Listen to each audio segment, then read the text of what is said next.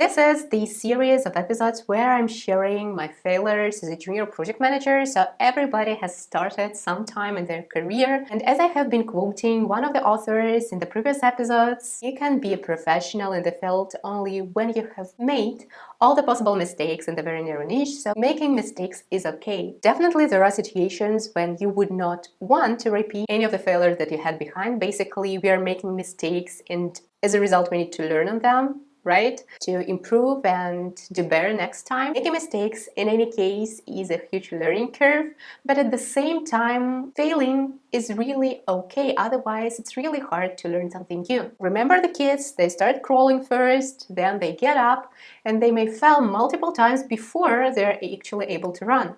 The same thing is promoted in Agile. Fail fast, recover fast.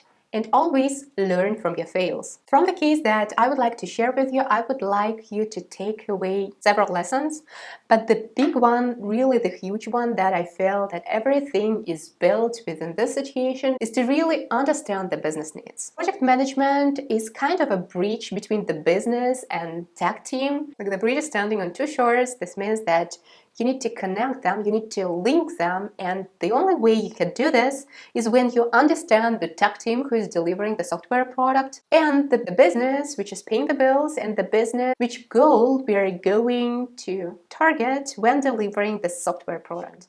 I was assigned to a project where we have been working on the mobile app, and that was the mobile app for the beauty industry. And the core thing here that I would like to target is that this application was localized into 4 languages. The main language was English, then we had Spanish, French, and German. Localization is the key part here because with every new feature that we are delivering for this application, we needed to make sure that it is translated to all the necessary languages. So here is the case. We have created the new set of features, we have been preparing for the product release. Everything was tested, by the way, was confirmed by the customer. But at the date of the release, what I found out, there was actually one page in the app that was not translated. So in some way, I needed to find out how to apply those translations in an efficient way with the really tight period of time. The problem was that I was not able to communicate this to the customer because the customer was located like on the other side of the earth, and that was a night time for them because the release was scheduled at the night time so that the majority of users are not going to be active at this period of time. I decided to start finding the opportunities on where to get those translations. First thing that I did, I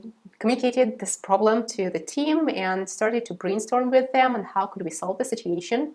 And the response from the team was like, hey, why shouldn't we use like Google Translate first just to back up on this specific date, and when the customer is up, we would be able to request the translations from their end to apply them in a proper approach. So I thought, okay, that sounds fine for the plan B, but my perfectionist was not able to agree with this because, as we all know, like Google Translate works great, but sometimes it doesn't sound like a native speaker. So what I wanted to do, I wanted to find an opportunity where to get the translation from the native speakers so that we can deliver a perfect release of the product. I assume I had just really a couple of hours to do this before everything is going to be ready for the release. And first thing that I did, I reached out to our operations team to learn if there are any colleagues who are speaking the necessary languages.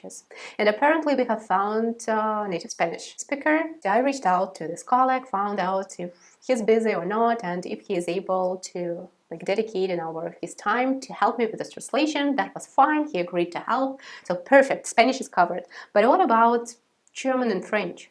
Luckily, one of my friends is in Germany actually, and another one is in France. That idea just triggered me in the last minute. So what I decided to do, I decided to reach out to them and to ask them helping me with the translation. But the downside here was that neither of my friends was speaking English. So there were kind of double step here. I needed to translate the text to the language that they speak, and after this they could help me translating the text into the target language that I needed for our application. Eventually, I don't know how come I was able to do this, but I have gathered the translations from my friends into German and French and from my colleague into Spanish, and I have provided all those translations to my team so that they could be able to apply those translations to this single page and to deliver the product to production with the localization sounding like native speakers. The release was completed, the customer was up, I was reaching out to him saying, hey,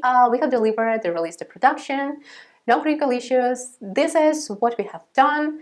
We had a problem, but I have managed to resolve it in this way, so now you should not have any problems with the localization, but if you feel we need to change something, feel free to let me know and we will apply those changes. Sounds great, isn't it? But you know what?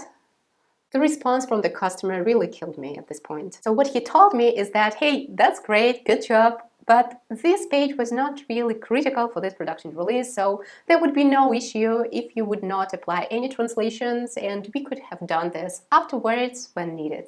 Curtains down. So what are the takeaways from this specific situation? First of them, and the biggest one that I have mentioned in the beginning of this video, is to understand the business needs.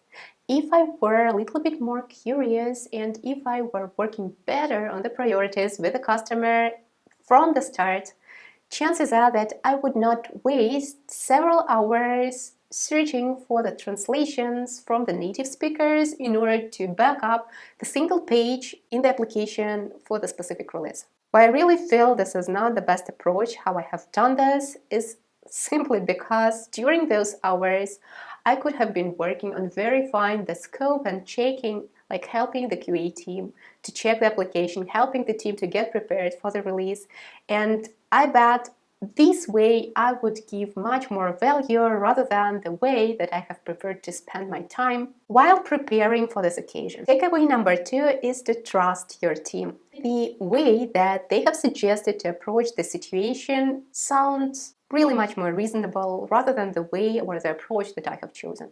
If you remember, they have proposed to use Google Translate first and then to request for the proper translations from the client when he is awake and when he is able to provide us with the necessary resources that we're missing.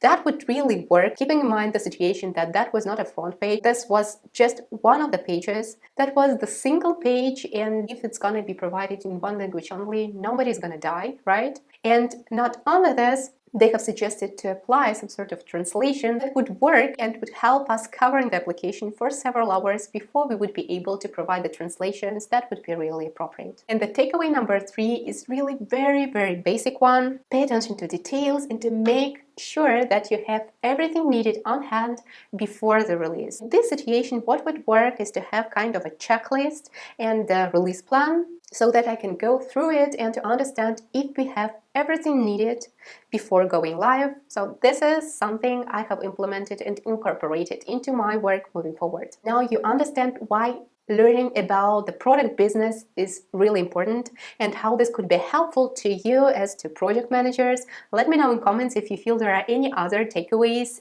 from the situation that I have shared with you. And thanks for watching. See you soon.